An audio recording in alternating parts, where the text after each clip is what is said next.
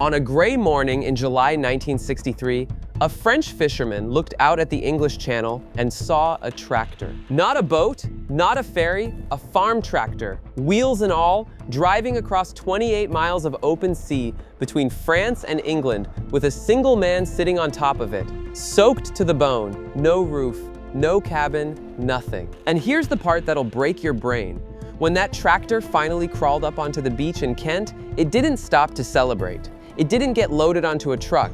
It drove straight to a nearby field and started plowing. That machine was built by a tiny British company most people have never heard of.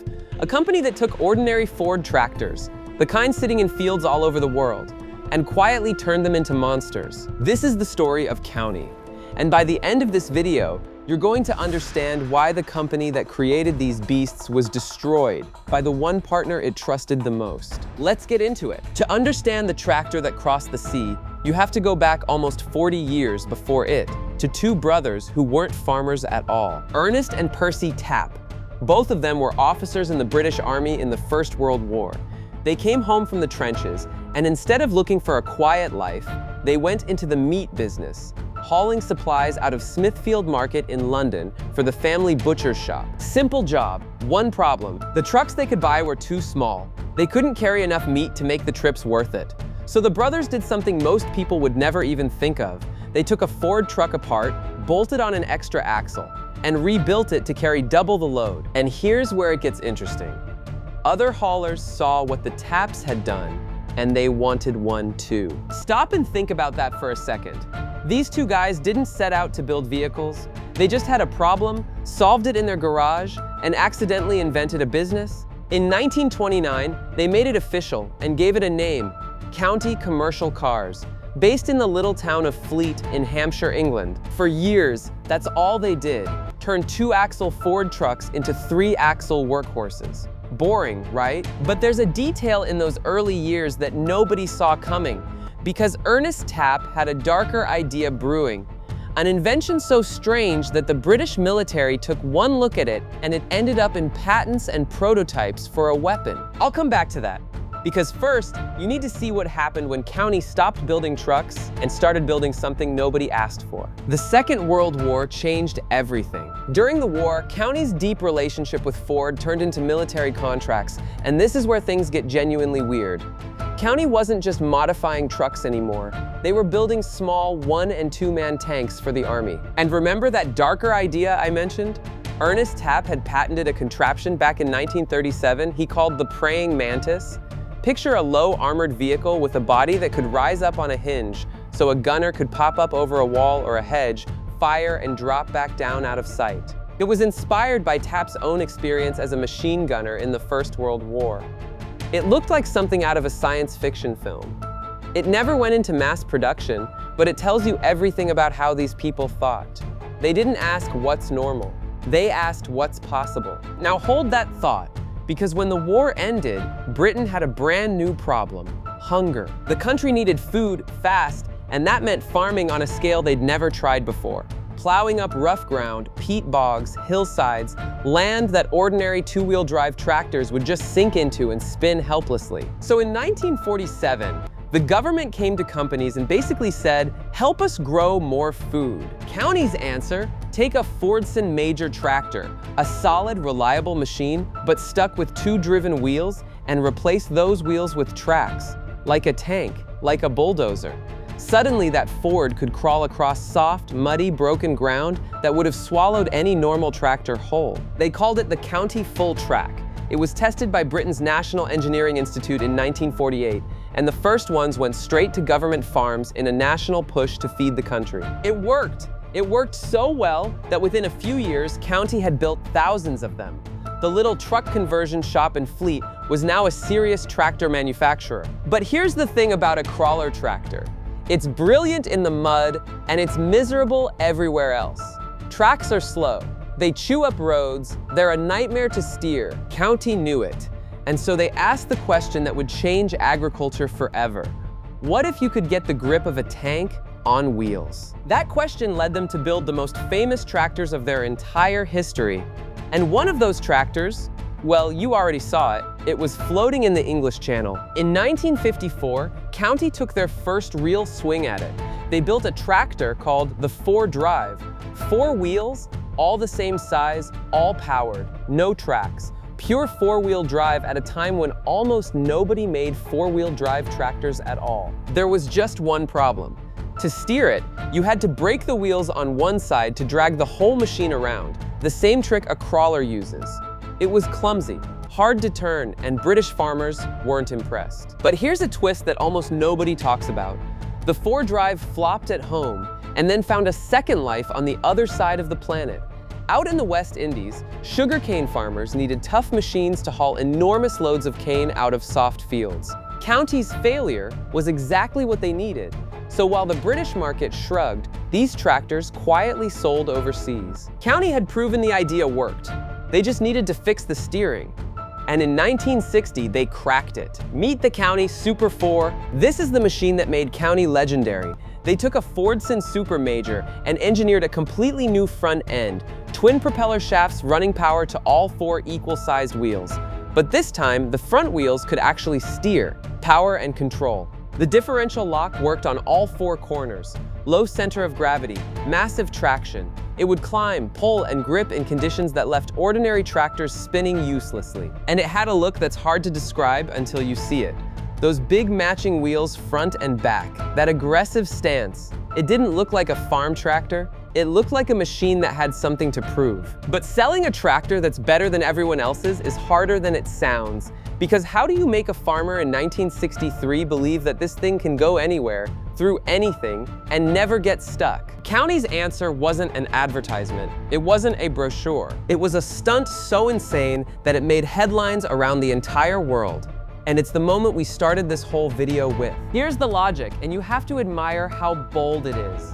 County thought, if our tractors can conquer the worst mud and swamp on Earth, why not prove it on the most extreme, soft ground imaginable? Water. So they built a special version of the Super 4 and gave it a name that's basically a dare, the County Seahorse. Now, how do you make a tractor float? You can't just drive a normal one into the ocean, it sinks like a stone. So County's engineers got to work. They fitted enormous oversized tires, not just for grip, but because all that trapped air helped keep the machine buoyant. They sealed up the wheel centers, turning them into little flotation tanks. They bolted huge buoyancy tanks onto the front and the back. They waterproofed the engine. They sealed the clutch housing. Even the dipsticks were waterproof. And the genius part, the tractor moved through the water using nothing but its tire treads. The lugs on those giant tires acted like paddles, churning the water and pushing the whole machine forward. On the 30th of July, 1963, the Seahorse drove off the coast of France and set out across the English Channel. 28 miles of open sea. It was slow. It took the better part of 8 hours. And the driver had it rough. There was no cab, so he sat out there getting blasted by spray off the tires the entire way. Passing ships threw up wakes that slapped the tractor around. And get this, some of those ships actually steered closer because the crews couldn't believe what they were seeing and wanted a better look at the floating tractor chugging across the channel. Hours later, the Seahorse hauled itself up onto the Kent coast in England, soaked, salt-crusted, still running, and then, exactly like I told you at the start, it didn't stop. They drove it straight to a nearby farm, hitched up field equipment, and put it to work, pulling implements through the dirt. Because the entire point was, this isn't a toy. This is a real tractor that just happened to cross the sea on the way to the job. That voyage went into the record books, and County didn't stop there. They took the Seahorse on tour. They demonstrated it on a lake in Russia. They sailed it through Florida, cruising past sleek pleasure boats in the harbor while crowds stared in total disbelief. So, how many Seahorses do you think County sold? Almost none. Here's the brutal truth nobody puts on the poster. A tractor that floats is an incredible spectacle and an almost useless product. Think about it. Who actually needs to plow the ocean? A handful sold. One reportedly went to a farmer with land scattered across small islands. A couple were bought for coastal survey work. And that was basically it. But that was never really the point. The Seahorse was the loudest possible way of screaming one message to the whole world. A county will go where nothing else can. And it worked. The publicity poured straight back into selling the normal tractors, the ones farmers actually bought by the thousands. County was on top of the world. They were the kings of four-wheel drive, the company that did the impossible, which is exactly when the most dangerous thing in business happened to them.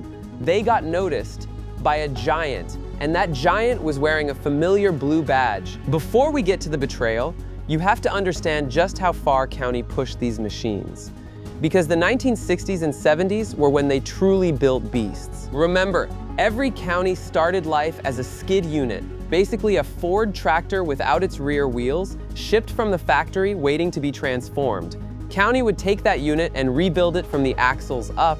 They built the Super 6, a 6-cylinder monster that left the 4-cylinder models in the dust. In 1965, they did something that looked almost backwards, the forward control. They moved the entire cab in front of the engine. Why? Visibility. Out in the forests, hauling timber down narrow tracks, a driver needed to see exactly where those big front wheels were going. It was so radically different that it basically launched a whole new format of tractor. And it's still celebrated by enthusiasts 6 decades later. And then came the giants, the 164, the 184, numbers that referred roughly to their horsepower, and we're talking machines pushing well past 100 horsepower at a time when that was enormous for a tractor. Take the 1184, launched at the end of the 1970s, big Ford 6-cylinder engine, around 120 horsepower.